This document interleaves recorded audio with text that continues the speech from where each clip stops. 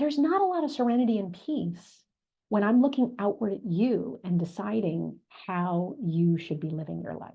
And so there is so much more available serenity and peace when I am focused right here in the only thing that I can control, my life. And even that, I don't have full control over. So all I can do is the best that I can do and keep showing up for me. Solidarity, sister. Solidarity, sister. Welcome to another episode of Solidarity, Sister. I'm so excited for you to get to listen to the goodness that is Whitney Doherty. I didn't know Whitney well before this conversation, and I didn't really know what to expect. I was blessed with a total paradigm shift. She seriously blew my mind with the idea that it could be possible to live in serenity daily. What? You mean I don't have to foster chaos? I'm still pondering over that. You'll love Whitney's ideas around tribalism versus community too, and her sage advice around how fences can actually help build community. Lean in, sisters. This one is powerful.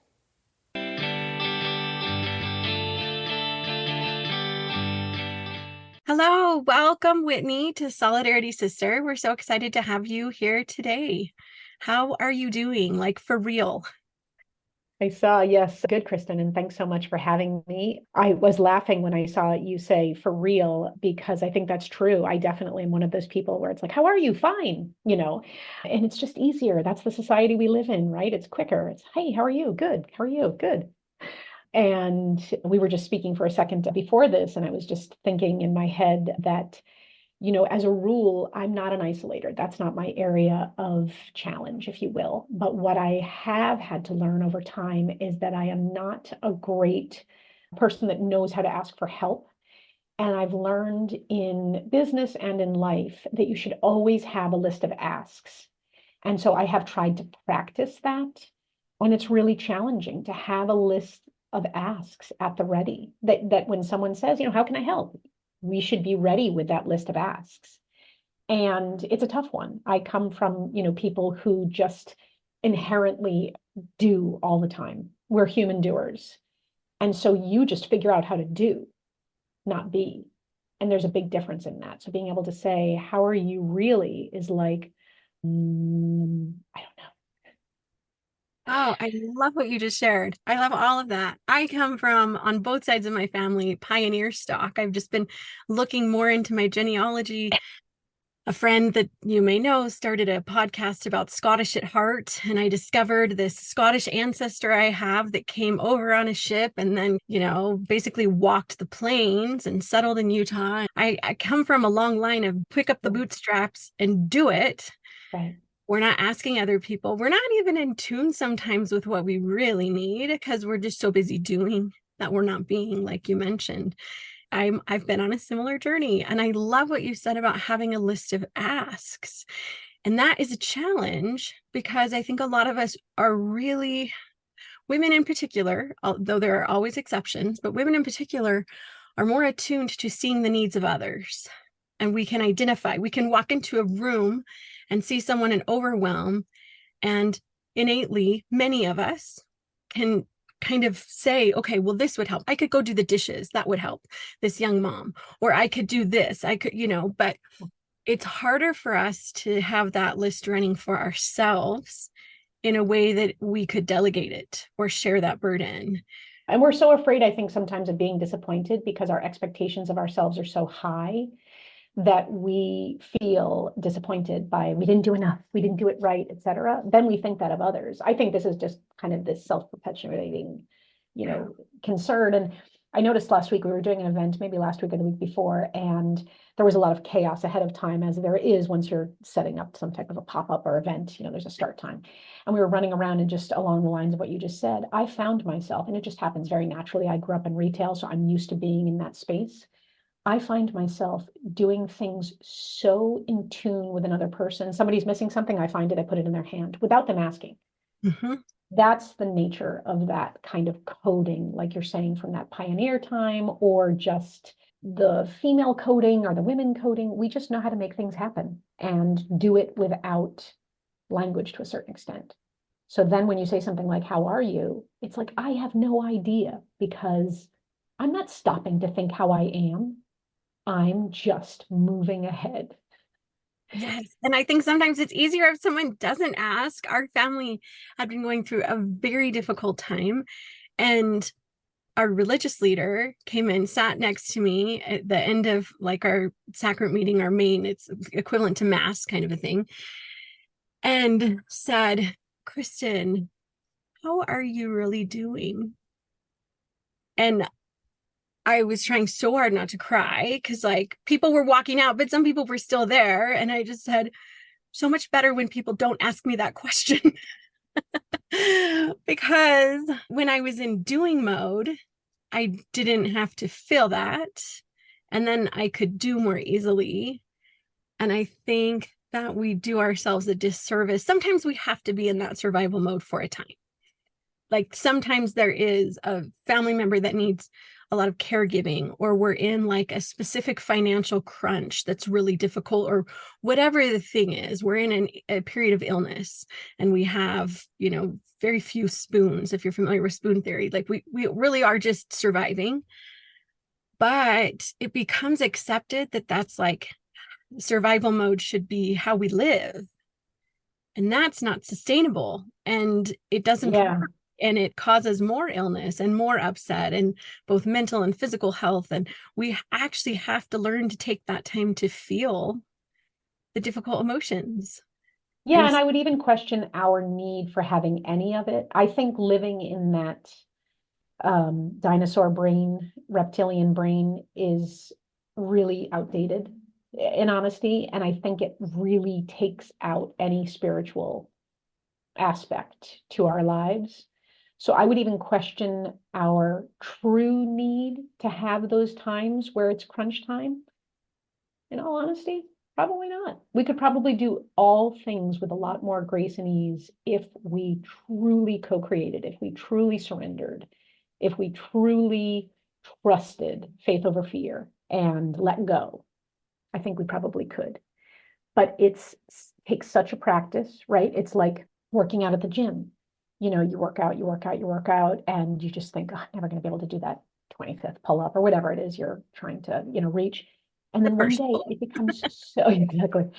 One day it becomes so easy. It just happens. And so I think that's where for me, that's been the work that I've been doing the past few years. I mean, I love that paradigm shift. Yeah.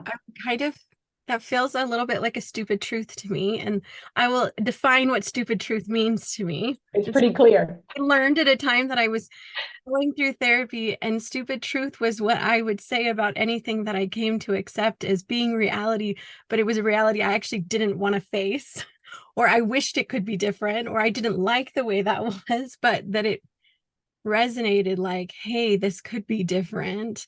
I felt that way when I heard Brené Brown talk about until we can receive being served and loved without judging ourselves, we could never truly serve others without judgment.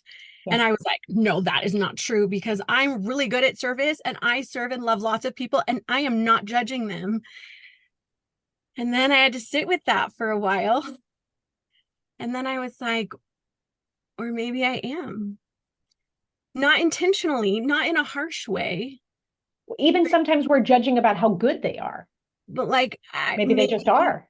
Maybe I am like not doing this judgment free. And that was a practice for me as well. And I love that you're bringing up that concept of us needing to practice this, because I think what you shared about it not having to be so hard and it not having to be crunch time,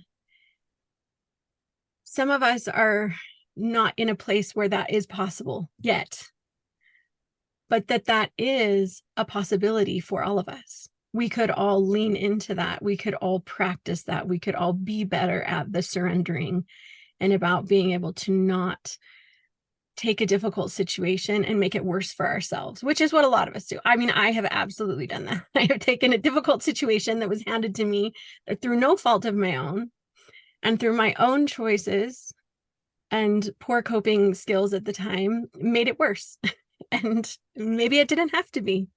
Yeah, and I think it's a lot easier to access than we really think, but we are so conditioned to believe things should be difficult. Our lives and these challenges and everything should be hard. And that's how, and I really am coming to see that it really isn't that hard. And honestly, that's what I thought you meant by Stupid truth. stupid truth, because to me, stupid truth, the obvious bit for me is that idea that things are so obvious that it's a stupid truth.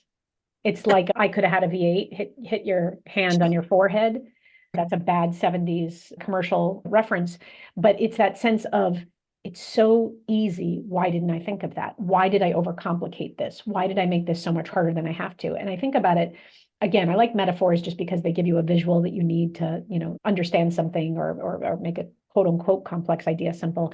But I think about it like if you are dressed up and you're going somewhere and it's winter and there may be black ice on the sidewalk, you are going to walk with your feet wide in your body in the way that you stand. You're going to walk carefully. You're going to engage your core. You're going to be mindful and present to every step so that you are safe and do not fall down. And so these are some things that you think like, oh, of course. But so much of us runs through life jumping through the sidewalk and moving quickly and not thinking. And then when we fall down, we're like, oh, can you believe it? Yeah, I can. So it's that, right? But the truth of the matter is how hard is it to slow down and be present to walking on the sidewalk? It's not that hard. It doesn't take that much longer. It's not really going to slow you down. You're not going to get there at any different time. And if you're 2 minutes late, does it matter? No, you got there safely. You didn't fall down. You didn't rip your pantyhose. You didn't smear your makeup. So that's to me like a stupid truth is like, yeah, I can do this simpler. I can do this more mindfully and it's going to give me a better result. So I have an easy goal in mind about life, which is that you should strive for serenity. You should strive for peace. There's no reason to live life with chaos and drama. We should strive for that sense of serenity because it's so much more enjoyable. Nobody really enjoys all that. I mean, I guess in all honesty, I have been in many places in my life where people are addicted to that drama and they do love that sense of busy. Somehow they think that gives them purpose. I do not enjoy that. That's not fun for me.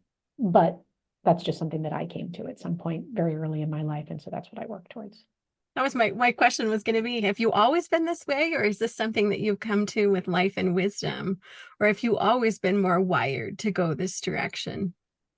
I grew up in a lot of chaos to an extent. My grandfather started a business in 41. My dad grew up in it. My uncle grew up in it. My sister and I grew up in it. My mother came to work in it. And it was in retail. And then in every other branch of my family, everybody worked in retail. So I also grew up with a lot of alcoholism and I knew a lot of chaos and drama early as a kid. I knew illness and upset and yelling and overbloated expectations. I knew all of that stuff very early on. And from the earliest of ages, I can truly remember I wanted peace, I wanted laughter, joy, and I wanted community. And I was one of those kids, 3, 4 years old, who used to read a room and kind of try to crack up the room and be the clown to try to get everyone lighten the mood, etc. So yes, I think that innately that's part of my mission.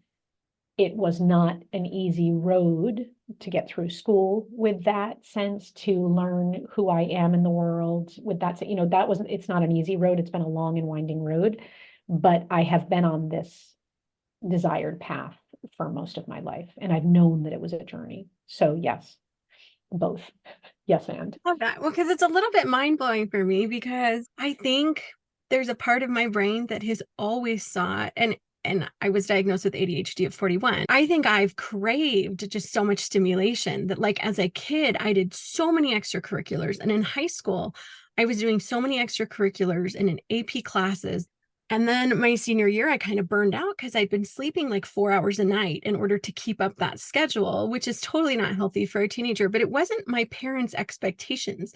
I was just driven and all the things looked interesting to me. And I wanted to be a cheerleader and I wanted to get really good grades and I wanted to take the challenging classes and I wanted to sing and I wanted to work on just all different activities. They're just like, were not enough hours in the day for all the things I wanted to do. And I can look through my life and see it as a series of crash and burn, like do all the things, do too many things. Even as a young mom, when I had 5 little kids, I started a little nonprofit that I was working on getting all the way through, like a charity that was like our Wilson family. And I ran a marathon and I was volunteering at the school and I had 5 kids that were like under the age of 8. And so this was like when my oldest was like 8, 9, 10. I was doing like all kinds of stuff, taking my 5 little kids everywhere. We'd go to the pool, we'd go downtown Chicago, we do all these things.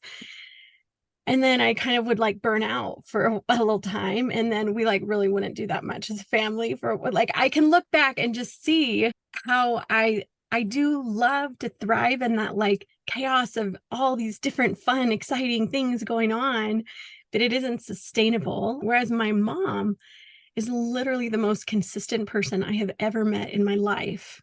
Where if she decided I'm going to do this daily habit every day, like she would do it every day for like 60 years, 80, like whatever, or I'm going to do this thing once a month. In our faith, we like to visit the temple, and she'd made a goal to go to the temple every month. And she would go to the temple every month, even if she was having a baby, even if she was whatever, like she would never miss a month, like ever. And like most humans would choose to miss a month here and there or have like, and she's just like so consistent. And I am not wired like that.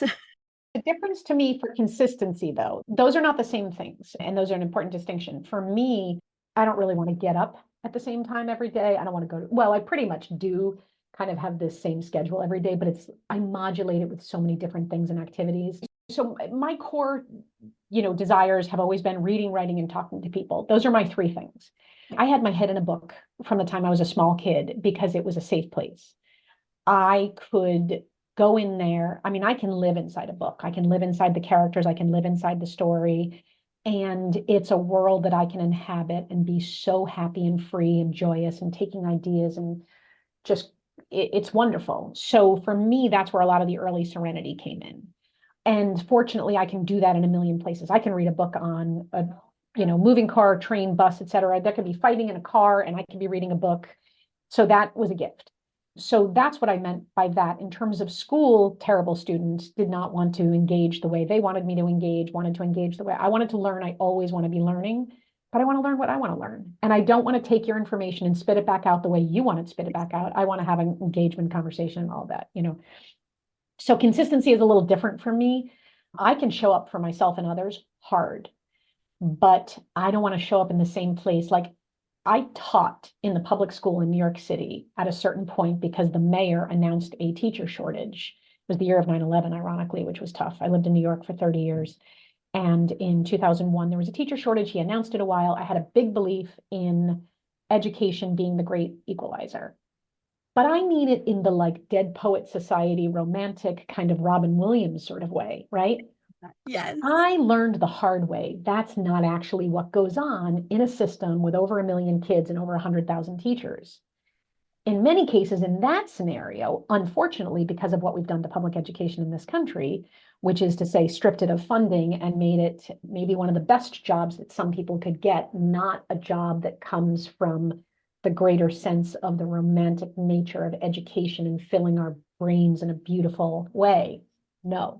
But what I did was I became a teacher for a minute and I realized the hard way that I had different ideas of what I thought education was. But I was telling you this for a reason, which is to say that I learned the hard way that being in the same place every day at the same time is so counterintuitive for who I am as a human being. I don't really want to get up at the same time every day. I don't want to go to, well, I pretty much do kind of have this same schedule every day, but I modulate it with so many different things and activities. Jobs I really didn't do well in were ones where you really had to show up every day at the same time and be in the same place and do that FaceTime. So that's where consistency is a little bit different from what you're saying is. Absolutely. Now, setting a challenge or a goal I can do, right? Like I've been doing a 21-day Deepak Chopra meditation challenge, and he has a bunch of them. And I've done this one, like I think this is the third or fourth time I've done this one.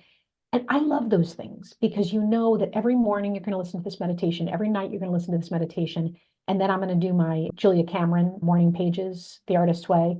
I've done that morning page practice for a lot of years. And so when I'm doing this challenge, I'll use that writing time to address the theme that's being talked about in that meditation. I bought The And Artist's Way and it is sitting unopened in my closet. I feel like I should pull it out. well, it's funny that you say that. It came out in the early 90s, and I must have heard about it a half a dozen times and thought, this is great. And I bought the book way back in the early 90s, and it must have sat on my bookshelf for years, probably gave it away, lost it, don't even know. And then in about 2014, I started an accountability circle with a group of women, and The Artist's Way must have come up half a dozen times. And I thought, oh, that's funny. I used to have that book, looked for it, couldn't find it, bought myself a new copy. Sat on that for another year or so, started doing it probably consistently in 2017, 2018, and have done it pretty regularly since then. And I find it incredibly helpful. There are other systems of automatic writing or journaling from a spiritual place or practice or whatever it is.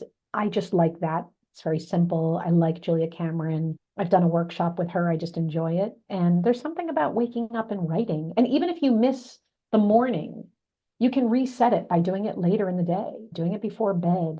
It's just something about sitting there and doing 3 pages of longhand writing is really great. So anyway, yes. I love that. I've only had mine for probably about 2 years. So it sounds like it's not time yet, but I will get there. Exactly. I love the Exactly. concept of it so much Yeah. that I bought it, but I Yeah. just, maybe it's that consistency thing. Like it doesn't look fun enough to make my brain want to do it, but I know it would be good for me. So tell me about this accountability circle, because we're talking a lot about community in here. And I know there are people who would like to form communities around them and maybe Yeah. don't know how. How did this come up? So I helped start a business. I left teaching after 4 years, after starting the week of 9/11 and being placed in a middle school in the Bronx. And about a month in, I was asked to learn the model of the school and start another school in Harlem the following year with an administrator, which I did. It was a wonderful experience on many levels, insane and chaotic on so many other levels. So I did that for 2 years. Our administrator had a bit of a problem and would disappear a lot and was challenging. And so at the end of the 2 years of starting that school, so now my third year, at the end of third year of teaching, there were 7 of us teachers and 6 of us left because of the chaos of the school. And the following year, unfortunately, that administrator got removed. So we had a good hunch. I got placed in another school that was so chaotic and unfortunate. I still can't believe that we all know there are people in this world that get away with things that just, we don't understand how this goes on and nothing changes. That led me out of teaching. I just could not survive in these systems. I couldn't keep changing myself, and it just wasn't a good fit. So I left. Started a business the following year and worked on that until 2014. And I left. And, I'm giving you the shorthand, it doesn't matter. But let's just say I left and I had no idea what I wanted to do next, except I knew I wanted to tease out a project for myself. And I've always been a believer in accountability. I'm not a joiner per se. I'm one of those people who's like a reluctant joiner, even though I'm a community builder. I love people. I have always loved people. I'm comfortable with people. And yet I like bristle by the fact that I need and want to be around people, that kind of reluctant joiner type. A friend of mine, we call it terminal uniqueness. And, it's like we're all not unique, but we think we are. And so I knew I wanted accountability, and I had joined a lot of women's networking groups in New York City. It was very, very big in the 2000s, especially at this time. It's like 2014. There were a ton of different groups, and it was about networking and collaborating and support, and it was wonderful. And in one of them, they started talking about accountability circles. And I just didn't really see why I would be paying this person to facilitate something that I could facilitate myself. So I had a really good pal in the program in that group. And I said, hey, why don't we start one? And she mentioned somebody else. And so that became our third person. And she mentioned somebody else. That became our fourth person. And we were together for a good 4 years. and we met every single Monday via Zoom, where we would declare our goals for the week. And then on Friday, we would send an email check-in of what we had done, achieved, fallen down on, And needed report. support. Oh, yeah. Exactly. It's So fantastic. it was really great. And then we used to try to get together at least once a quarter in person as a group and have dinner or go to a networking breakfast or, meet up somewhere. And then we would always invite each other to whatever events one or the other was going to. So it was quite an active time and a very supportive time for women in the entrepreneurial space in New York City. And I miss that. I'm a COVID transplant. During COVID in the May of 2020, I moved upstate and I haven't quite found my live women's entrepreneurial space niche up here. So I found a lot of it virtually. But that experience in accountability also led me to start my own mastermind, which I did and I led for 13 months beginning in December of 2017. And that was a at least once a month meetup with a group of, I would say 12 to 18 women, it varied. And we had declared an annual BHAG, big, hairy, audacious goal, and then would, work towards that. And it's kind of amazing. I'm still in touch with most of those women as well. And my BFF for the past 33 years or something, she completed her BHAG from that declared goal in 2018.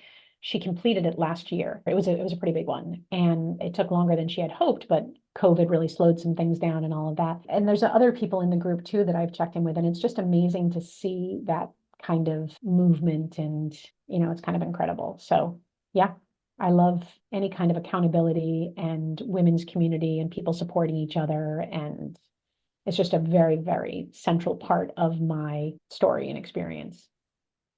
I love that. So it sounds like a lot of your community has been built around business opportunities, creating your own space, the entrepreneurial space. Did you find that in these groups, you also ended up sharing your personal lives? Yeah, it's so important that you say that, because I really have come to see that so many people in the entrepreneurial spaces, I would say globally now, work in the personal and the spiritual realms as well. And I would say when I first started, I didn't really start with any, like, I knew Napoleon Hill and I knew some early kind of language around, quantum leaps and manifesting and things like this. And I understood the basic concepts, but I never really read like Florence Scovel Shinn or anyone until like 2014. But when I now look around at the most average business person out there, right? The Lewis Howe or even Tony Robbins or Mel Robbins, any of these people, they are all talking about spiritual realms inside personal development and how that adds to business development and growth.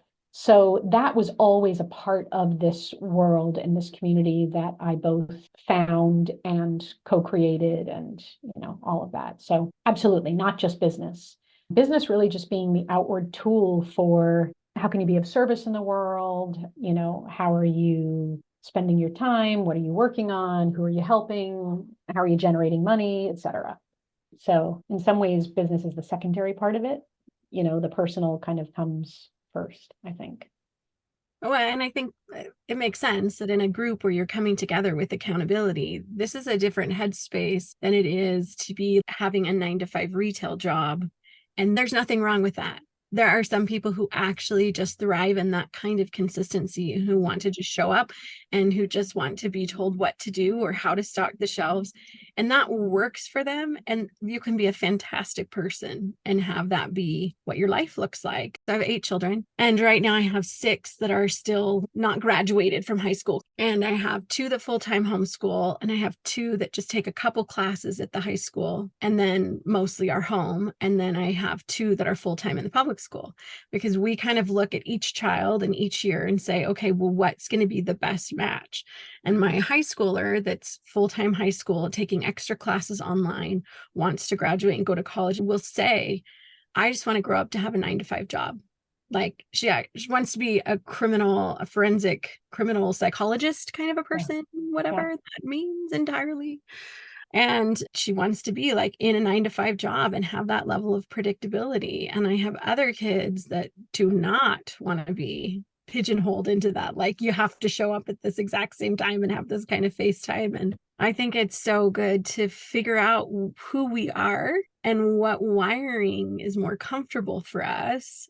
Yeah. And to then step into that space. But either way, even if you're showing up at a 9-to-5 job, you can still do personal growth and you can still show up with a different energy than you would if you're just there physically, but not really mentally.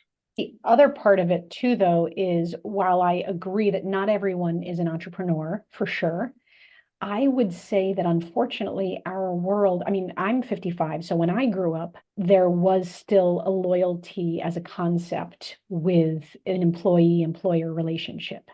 And there still was that sense of shared personal responsibility, accountability in certain realms. That was really changing in the 70s and 80s, but I think it was still there enough that it seeped into my DNA. However, what I have witnessed in the past 15, 20 years of absolutely no responsibility from a company to an employee. And so an employee also having little responsibility to an employer, meaning they'll leave at any time, et cetera. But I do unfortunately believe the corporations created it first. So in that sense, to me, a 9-to-5 job is not a safe job. And so at the same time, I really feel like this whole idea of safety, I'm not someone who craves safety because I think that's a false narrative. And I don't think that really exists. The truth of the matter is your safety is dictated between you and whatever you believe in a higher power, universal kind of realm. You can't account for the idea that you could walk outside and an air conditioning unit could fall on your head and boom, it'd be over. So there's no safety, right? I lived in New York City through 9/11, blackouts, you name it. I never wanted New York to keep me safe. I didn't have any expectations about safety. So that concept to me is a little outdated. And while I appreciate some people who want to get a job, I think it's important that at all times you're consciously aware of what makes you tick, what you're good at, what's your unique features, and what else you could be doing at all times, because we have all experienced waking up, companies being sold, companies going out of business, being laid off, et cetera. And so that to me is not, or somebody getting sick unexpected, or whatever it is, so I just think that those would be things that I wish they taught more of in school, right? Is not just what you're saying, which is what kind of a path do you want to have? What kind of direction do you want to have? But also, how do you pivot that? Because it's all great to have ideas. You're 18 years old and you think this is the path you want to go down, but none of us could have expected AI to come as fast as it's coming. And none of us know how fast it's going to accelerate and where it's going to lead. So therefore, things that we may think we're headed towards when we get there might not be there any longer or be there in that way.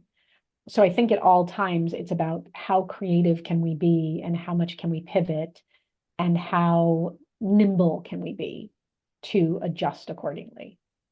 And I think that you make a good point too about being able to know what we're good at and where we can serve, because that can make a huge difference. My husband is a commercial real estate attorney. He graduated from law school in 2007. Guess what real estate did in 2007?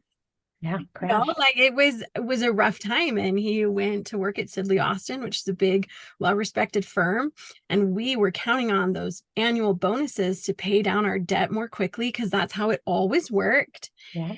Except it didn't, because there wasn't enough work. And we know other attorneys who graduated at the same time that he did, who their positions were eliminated before they started. We did not have that. So we at least had like his base salary. And about that time, base salaries did jump, which was helpful because we left law school with 4 kids. So, we were happy to have a salary, and that was all well and good, but it was a different situation. And then we moved to Utah. And at that point, he'd worked in-house for a company who then was purchased by another company. And we moved because we felt like we should be closer to our families and that it was just kind of time. I'm from California. He's from Utah. And we'd been in Illinois for 13 years. So we were coming back, and they said, oh, yeah, you can work from home. And thought this will be great. We're getting Chicago pay, but in Salt Lake City, like this is perfect. The day before we closed on our house here, they called and said, yeah, so we're going to streamline everything now because the company's kind of merged and we're not doing that anymore. So your options are, we'll give you a severance package and you can stay in Utah, or you can fly to Chicago every week and be here and fly home on the weekends, but we're not giving you money for that. So it'll be on your dime, or you can just move your family back. And we were like, well, we're not going to tell anyone we know this is happening or our loan won't go through. So we closed on the house in faith that it would all work out. And we didn't know what we were going to do next, but we felt so strongly that we needed to move here that we just went forward. But he's really skilled at what he does. And he had 10 years of experience, and he ended up going to work for a firm that he had worked in the mailroom at that firm before he went to law school. And it worked out. Like, it did work out, but we didn't see that coming. And it does happen no matter what. Like, there are these places where we have to pivot, and there's a little bit of worry, but at the same time, we're like, okay, but I'm good at what I do. And if you can be good at what you do, whatever that is, whatever your skill set is, and you take pride in your work, it is always going to be easier to pivot and find something new if you're a conscientious employee and you're continually building your skill set. And I think that is something that we need to be reminding our younger people, that even if you're on this path, like, the mat could be pulled out from under you. It does happen. And the more skills that you have, both in your field and in your ability to emotionally regulate, that will help you tremendously as you learn to communicate with others. That will help you to be someone who can pivot and do the next thing. Because you're right, there isn't anything that's like quote unquote safe. It's not like my grandparents, who you could go to work for a company and work there for 40 years and retire. Yeah, doesn't exist. But sadly, the average person who retired in those days lived 5 to 10 years tops. Now people are retiring and living, another 40 years. So we have a different world. Yeah, we have a very different world as well, that in that realm. And so it's really about how we can evolve. There should be so many chapters. I mean, I remember years ago, I think it was in the early 90s, that Tracy Pollan's father, I cannot think of his name, Pollan was the last name. Tracy Pollan is married to Michael J. Fox. And he wrote a book called The Third Act.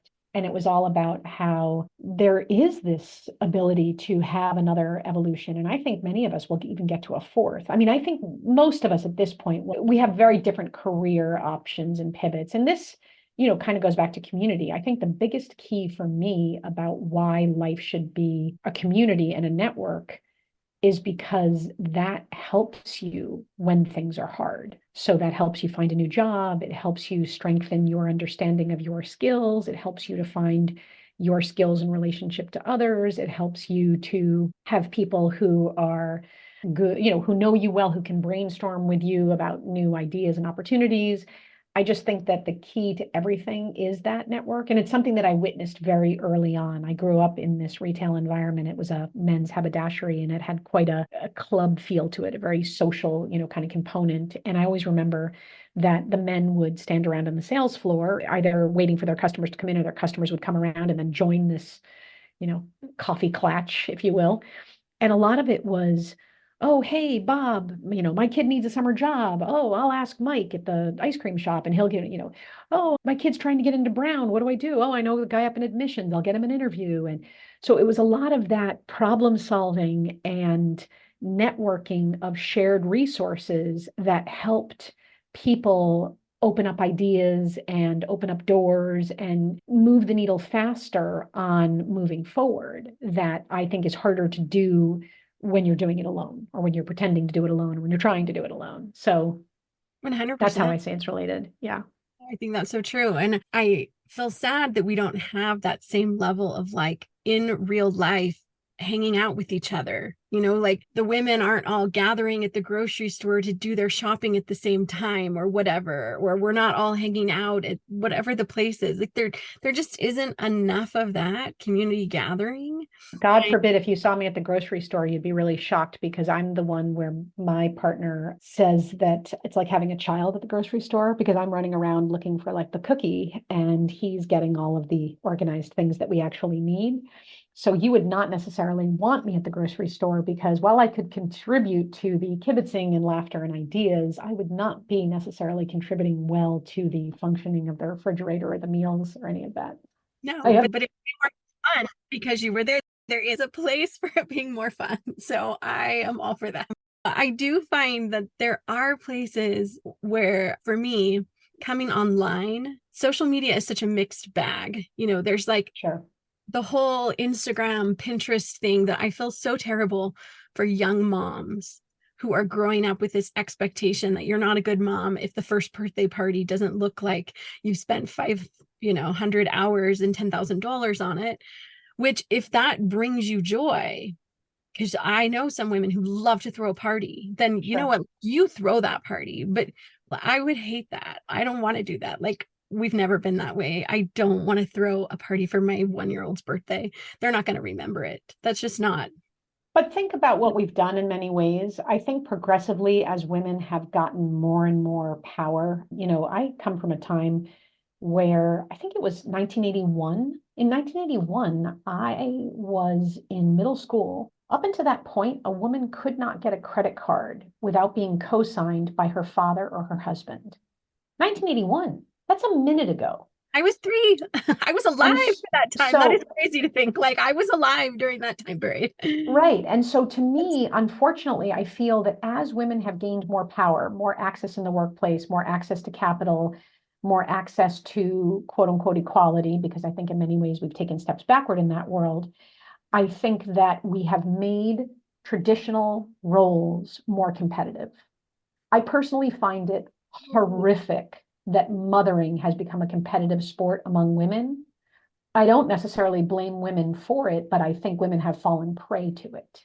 And I think it is a sad state of affairs when women are competing against other women to be a better mom, a better housewife against one another when they have more access to do other things. I don't think we should be competing that way either. I think we should be collaborating. I think we should be moving forward in an each one teach one way, in a rising tides lift all boats kind of a way. But unfortunately, I feel that realm of I'm a better mother, I'm a better housewife, I'm a better wife. I find that very unbecoming. So that's not what I look to social media for.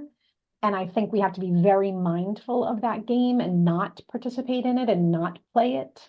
And that we should be accelerating the voices of women rising up in their own power and strength and claiming their own self-worth. And that's what we should be amplifying and expanding rather than the other stuff. I feel that. And I feel like there's a different energy to different women, the way they're showing up, because some women are looking back at all of the strides that women have made, that we could be a CEO, that we could do these things. And I appreciated that my dad, before family prayer, when I was a little girl, so often would say to me, you could be the first female president of the United States. And I have a really dear friend whose dad sent very different messages, like, you are a woman, so that is not your place. I love that my dad said that to me. I would never want to be the president. I think that's like one of the worst jobs ever. Like, I'm not running for president. I don't even want to be running for anything. But that confidence was there, that I could do that.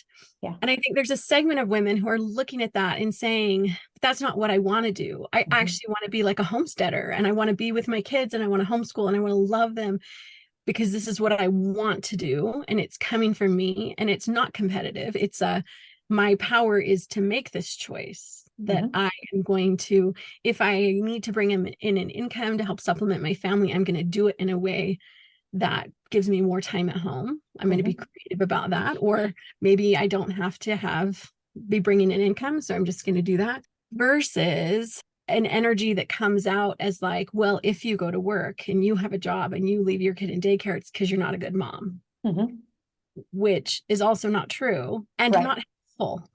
No, And not at all. And we need to be either way, reminded. I love what you're saying about like that rising tides, because we can say like, this is the right choice for my family, for me to show up in this way, whether it's to be working or whether it's to be at home or whether it's a hybrid. And I'm going to honor the women around me to be able to lean into their own intuition, their own hearts, their own family, and make the choice that is most appropriate for their family. And or if just they got a chance, themselves. Like, they're how choosing about, it wrong, right? then like they get to Yeah. choose it wrong and live with the consequences. It's like not even like they don't need my judgment. They don't need my That's input. it. They just Mind need your me own to show up and business. support Yep. them because Yep. this is the choice they've made. So Yeah. we're just going to love and support them where they are. And it really doesn't matter. Like no one asked me to be a judge, and it Of doesn't their lives. for Of them their to lives. do How are so. you going to judge for their, I mean, Absolutely. mind your We own can't. business is We something can't. like as a kid you hated to hear, right? Your parent would tell you mind your own business and you hated that. As an adult, I think it's one of the most important rules. Mind your own business. Your life is not my business. What is right for you is not my business. I do not know what is right for you. You do not know what is right for me. Mind your own business. Keep the focus on yourself and decide what's right for you. And if in your lens is your family or whatever it is, that's your business, your decisions. The rest of it is not. Mine is mine and yours is yours. And if we had more respect within that realm of our world, we'd be so much better off. How could I possibly know what is right for you? I couldn't. I could not. I don't know your lived experience. I don't know your point of view. I don't know your needs. I don't know, as you said with your child, you have one child who wants that steady 9 to 5 job. You have others that would absolutely just bristle at that idea.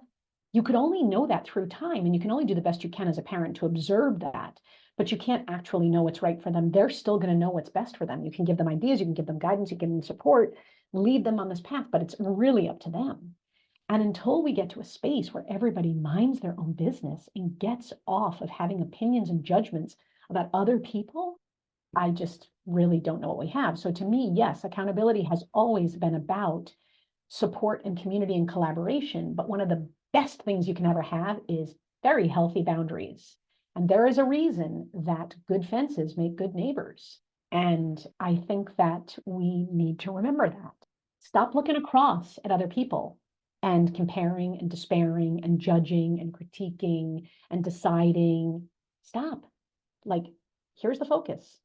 This is what you need to look at. This is the work you need to do. And in some ways, when it goes back to our original part of this conversation, which is around serenity, there's not a lot of serenity and peace when I'm looking outward at you and deciding how you should be living your life. And so there is so much more available serenity and peace when I am focused right here in the only thing that I can control, my life. And even that, I don't have full control over. So all I can do is the best that I can do and keep showing up for me. I think the things you're pointing out are really anti-community. Comparison is really anti-community. Judgment, it is anti-community. It turns you away from being able to feel part of a community, to actually build a community, to do anything that's meaningful in that community space. When we step back and surrender the outcomes of what people are doing and their choices, but just show up for them. So if you don't think your friend should be going to work, but she is anyway, how can you help support her family while she's going to work? Maybe bring her dinner. She doesn't need a lecture on why she shouldn't be there. She just needs you to love her where she's made the decision that's the best one that she could at that time for herself and for those, in her stewardship. And I think that you've brought up a lot of really good points there about how to come back to ourselves. And you mentioned that like in a higher power, and some people it's more the universe, or it's more, I'm a Christian, I'm coming from that standpoint, but I have dear friends who are Jewish and Muslim, and people who are not sure what's out there. They just think there's something more. But that surrender, and it's really helped me to still try and continue a sense of community with my own family as I have children that are becoming young adults. I'm not always making decisions that are maybe what I think they should have chosen. And the thing is, I raised them and they already know what I think. I don't have to voice it. I don't voice it unless they specifically come and say, I don't know what to do in this situation. Will you let me know? I don't give unsolicited advice to them. They're adults. They can figure it out. If they want my advice, I'll give it. And the So truth of the matter is on that, it's like, I know who my parents are. I yes, know, but their desires and goals and point of view and their needs. I mean, my dad has passed now. My mom's still alive, but like, through my life, what they desired, what they wanted, how they wanted to live life, what they judged, whatever, they didn't match mine. Like it genuinely didn't yes, match. It does not always And match. I think that's the hardest things that people, it's really why I resist the idea of I love community. I hate tribes. And the distinction for me, and I'm careful and mindful about the language of that because truly the word tribe does come from a more native indigenous person. But I'm just saying the idea of something that is like very chosen in terms of that tribal sense. I think that unfortunately, in many ways, our world, as we've gone more global with the doors that have been opened by social media, which I'm not sure has brought us more than it's taken from us, but I think that sense of tribal somehow has become very pragmatic, or dogmatic, I should say. And I don't love that. I believe in community, but I don't believe in tribalism. In other words, there's no one that I really identify with as a like, I have to stand in this corner and everything else is bad and wrong. To me, that's never going to move forward the conversation on humans. So when I say that I'm for community, I'm for supporting humans being better humans, to be better society, etc. And so I think that that's the tough one about family structure is this sense of two people raising other people who say that my way is the right way and you should keep doing my way. You know, I got to be honest, my dad made an incredible living doing what his father did and growing up in that business and taking it over. And he really did incredible things with it. But I had many conversations with my dad growing up in my childhood about other things that he wished that he had done and been able to explore. And to an extent, he did try to pursue that in some ways in his personality, but this anchor of this business always kind of had him to a certain extent like a ball and chain. It Mm-hmm. gave him more than it took in many ways, but I think there's something about that ability that we have in these generations further from the past, right? Where there was very few options for women and Yeah. men often went into what their fathers did and, you know, those kind of things. So as we get further away from that and we have more flexibility in our choices and as we can expand and, you know, pivot, I think it's interesting to see. The flip side of that, of course, is sometimes many of us feel adrift. There's too many choices, there's too many options. And how do we choose? And we do a little bit of this, and then we do a little bit of this. And then we get into our 50s and we're like, well, maybe I should have done this. And I think the reality is you have to really just choose and commit and trust that you're doing the right thing at the right time and that more will be revealed. And then you'll keep going down that path until more will be revealed and you go down that path. But it's hard to live like that in this world because, like you said, we look at so and so throwing her first child's birthday party and it looks like this. And then we think, oh, I'm not this, that, and the other. And so, you know, it's hard to live your best life for your best self, but I really think it's the only goal that we should Like all be that. working And I towards. think that there are good things about social media. It's been interesting. I've Sure. been in a lot of different Facebook groups over the years, and you kind of come to find your favorites. And the Totally. ones that I have found I stick with are the ones where there really is the sense of community you're talking about. That even if we came together, like one that I particularly love is titled, it's like mothers of large families of LDS women or something like that, right? Like, so they're all coming from the same church and they all have a bunch of kids. So that's already like we're kind of pigeonholed. Sure, sure. However, what I love about this group is that for the most part, people can express whatever they're expressing and space is held for them to be that way. Yeah, And for the most part, if someone is trying to make a decision and whatever the thing is, people are saying, well, you know, this is what I might do. However, you can pray about it. You can spend time in it. You will know the right thing for you. Even if someone's asking some kind of advice, that ultimately people are saying, well, this is what I would consider. However, you're not me. There's just a lot of sure. that space for the person Yeah, to be the decision maker and to feel like empowered in their own absolutely. ability to trust in themselves. And so I didn't think that when I joined this group that I'd actually like it as much as I do, but maybe it's having a bunch of kids has stretched all of us in ways that, like, for me, I would be a different person if I didn't have these 8 children. I think I was so close-minded and I knew everything when I was like 18, 19, 20. I mean, I was so brilliant, let me tell you. And I actually That sounds was, about right for I 18. thought I was. I got married when I was 20 and I was Yeah, ready to sure. take on the world. And I Yeah, just, felt like I knew everything. And having children, that is the thing that for me has brought the most personal growth yeah, because I have children who are not always choosing what I would choose or wired like I would be. And I don't want to push them into that tribal sense. I want our family to feel more community the way that you have, expressed that, where you are welcome here and you are loved here, even if you aren't going to church anymore, even if you aren't pursuing a path in, making money or doing things, whatever. I don't even care what the thing is. Even if you're doing something that's not what I would choose, you still belong here and we still love you and we want to see the best for you. And if you make a mistake, we're not going to remove the consequences of your mistake, but we're going to walk beside you while you learn what comes next. And we're going to support you because we ultimately want to see you succeed. And whatever that looks like for you, yes, which looks different for all of us. I mean, like totally you said, there are many people who they're really okay with a certain level of quote unquote predictability or a smaller life with a very steady job or this or that. Everybody have very different ideas about what we want and how, I always say there's a million ways to skin a cat. Now, I wouldn't recommend skinning a cat, but it's, just true that we can all live life in so many different ways. One of the things I remember you had said was, what is one of the worst pieces of advice, or what is one of the worst things that people say when they're trying to be helpful? And I would say when a sentence starts with you know what you should do? Yes. And when I hear someone say, you know what I should, or when I hear myself say, you know what you should do, I think, oh, danger, Will Robbins. We are in a bad path. This is an area that we should not be in. Because how could I possibly know for you? And like you said, with your group, it's more of a, well, here's how I went about that scenario, or here's what I did in that. So, you speak from the I.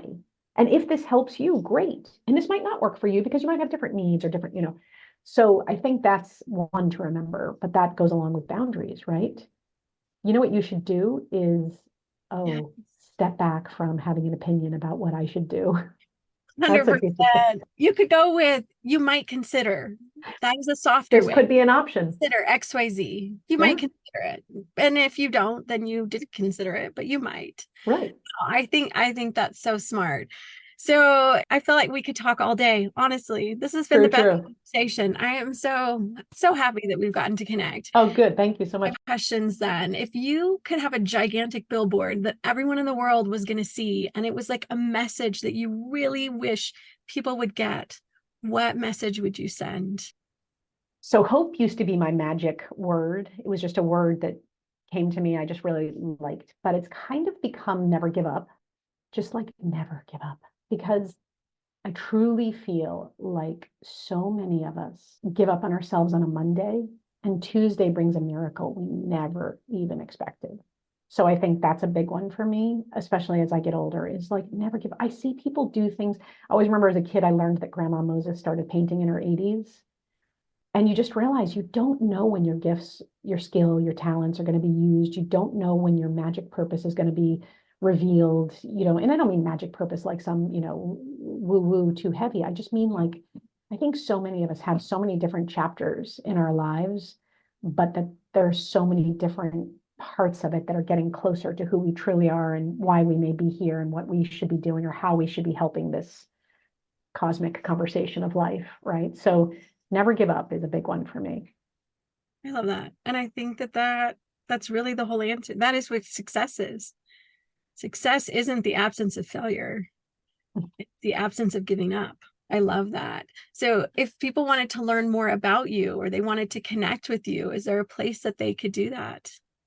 Yes, I am currently in the process of redesigning some programs and coming up with a kind of accountability system for something I'm calling possibly study hall. I'm not really sure, but it's focused on this idea of teasing out a dream. There have been a lot of people who I've helped tease out that dream and amplify it and grow it. And so I'm working on creating that, and I'll put up a website. In the meantime, I do hang out and write and post on Instagram very often at WD_Doherty, DOHERTY.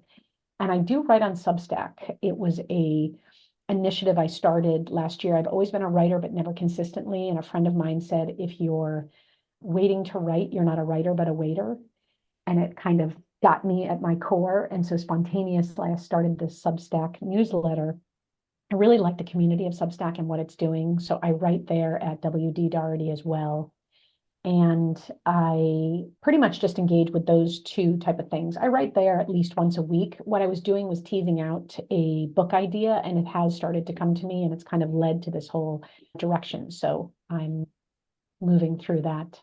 Awesome. And what is one final thought that you would want to leave our listeners with?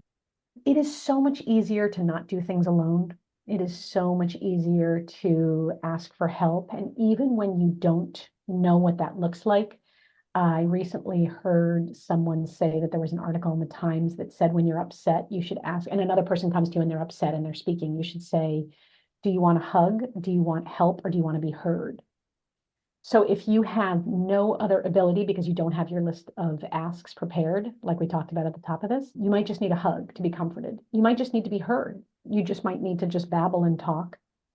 And hopefully you will want to be helped in some way because it is so much easier to do things together than it is alone because people have shared experiences and they might offer a way to look at something that will move you through this moment faster. So that's what I would suggest. Awesome. Well, thank you so much. I so appreciate your time, and it's been so fantastic to connect. I'm so glad, Kristen. It's so fun.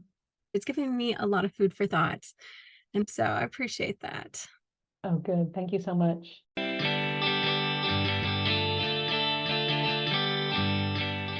Thank you for listening. Before I let you go, I want to make sure you know about our upcoming Solidarity Sister Book Club. We'll be reading Brené Brown's Gifts of Imperfection over a 15-week period beginning February 15th. Join the Facebook group at Solidarity Sister with Kristen Wilson for all the details and bring a friend with you. Thank you for being part of the Solidarity Sister community. We needed you. Solidarity Sister.